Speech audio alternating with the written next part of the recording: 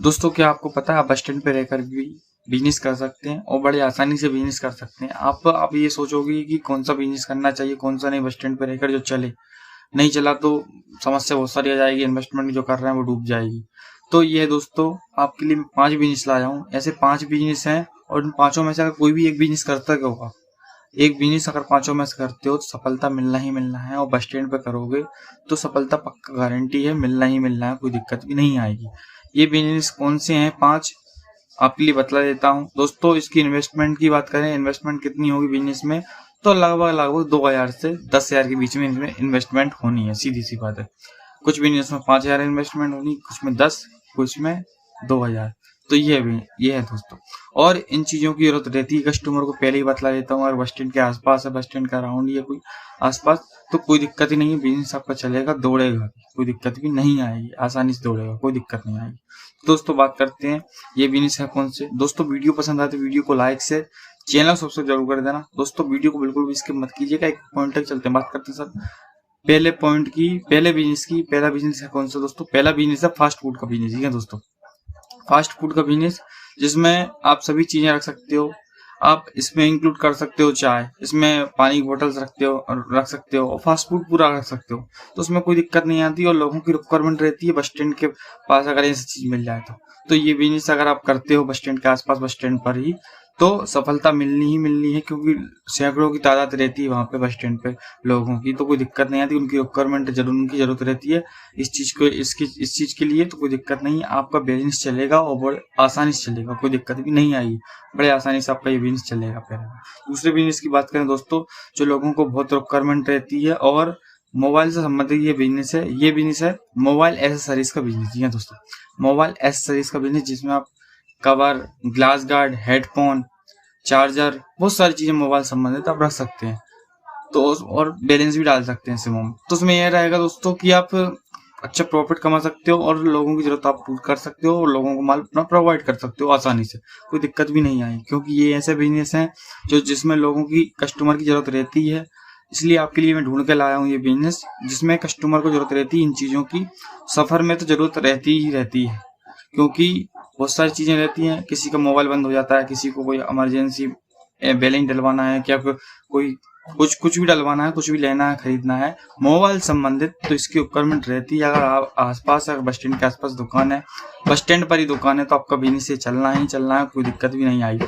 लागत की बात करें तो मुश्किल से मैक्सिमम भी पकड़े तो 10,000 रुपये लागत आएगी, इससे ज्यादा तो आएगी ही नहीं। मिनिमम 5,000 रुपये लागत इसमें आती है और चलना ही चलना आपका ये बिजनेस से, कोई दिक्कत नहीं आएगी, क्योंकि इसकी जरूरत लोगों को है।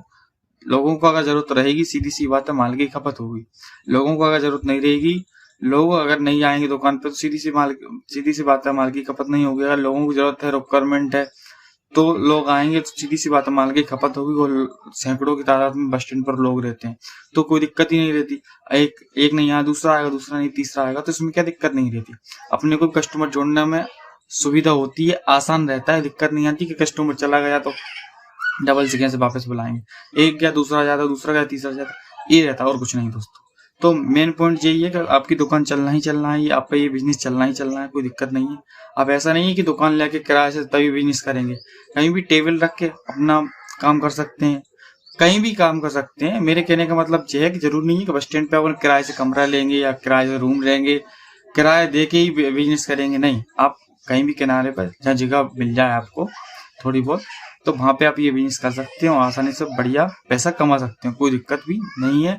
आसानी से 3-3 हजार रुपए तक आप एक दिन के छाप सकते हैं, कोई दिक्कत नहीं, क्योंकि इसमें मार्जिन बहुत रहता है, बहुत ज्यादा इसमें मार्जिन रहता है और बहुत ज्यादा सफल बन जाओगी इस बिजनेस को करने से बस स्टैंड के पास। तीसरे बिजनेस की बात करें दोस्तों, जो तीसरा बिजनेस है वो भी बहुत महत्वपूर्ण है। तीसरा बिजनेस दोस्तों जूते चप्पलों का बिजनेस है दोस्तों, जूते चप्पलों का बिजनेस, जिसमें मैक्सिमम अगर लागत की बात करें तो 12,000 या 10,000 के आसपास ही आती है। पर इसमें आपको इन्वेस्टमेंट ज्यादा तो नहीं है, लेकिन प्रॉफिट की बात करो, प्रॉफिट बहुत ज्यादा रहता है। एक हिसाब से देखा जाए तो अगर एक जोड़ी चप्पल या जूते पे आपको 50 रुपए बच रहे हैं, 10 जोड़ी बेच दिए, 520 जोड़ी बेच दिए, 1,000 रुपए, ये रहता है दोस्तों। मार्जिन बहुत ज्यादा रहता है, प्रॉफिट बहुत ज्यादा रहता है, आपको दिक्कत नहीं आती और लोगों की रिक्वायरमेंट भी उस चीज रहती है। आप जूते रख सकते हो, जूते पे अगर आपको 50 रुपए भी मिल रहा है, मिनिमम बात कर रहा हूँ, मिनिमम अगर आपको 50 रुपए मिल रहे हैं, आपने 20 जोड़ी बेच दी, 10 जोड़ी बेचे 500 के, 20 जोड़ी हो गए 1000 के, 40 जोड़ी आराम से बिकना ही है। 2000 रुपये चित, 60,000 रुपये का महीना आराम से अपनी जेब में। और बहुत सारी चीजें आप मतलब बहुत सारे आप कस्टमर आएंगे, कोई दिक्कत नहीं है। और इसकी रिक्वायरमेंट भी लोगों को बहुत ज्यादा रहती है। चौथे बिजनेस की बात करें दोस्तों, चौथा बिजनेस है चाय नाश्ता का बिजनेस। जी हाँ दोस्तों, चाय नाश्ता का बिजनेस फास्ट फूड में भी इंक्लूड कर सकते हैं, लेकिन नाश्ता थोड़ा अलग हो जाता है। नाश्ते का बिजनेस भी आप कर सकते हो, नाश्ते में कुछ भी रख सकते हो। और बस स्टैंड पर अगर ये चीज नाश्ते भंडार की दुकान है, बिजनेस करना चाहते हो तो बढ़िया ही बिजनेस है ना, चाय नाश्ते का बिजनेस, कोई दिक्कत नहीं है।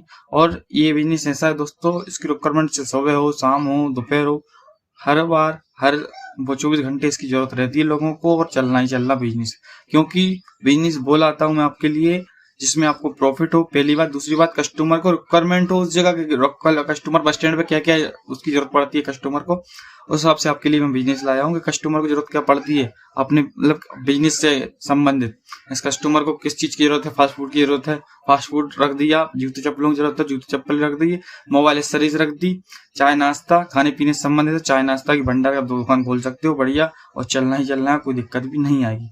पांचवें बिजनेस की बात करूं दोस्तों, पांचवें बिजनेस बहुत बढ़िया बिजनेस है ये दोस्तों, फलों का बिजनेस। जी हाँ दोस्तों, फलों का बिजनेस। जी हाँ दोस्तों, फलों का फ्रूट का बिजनेस है। और जो बिजनेस ऐसा है दोस्तों, चलना ही चलना है, क्योंकि लोग बहुत सारे लोग आना जाना करते हैं, खरीद नहीं पाते।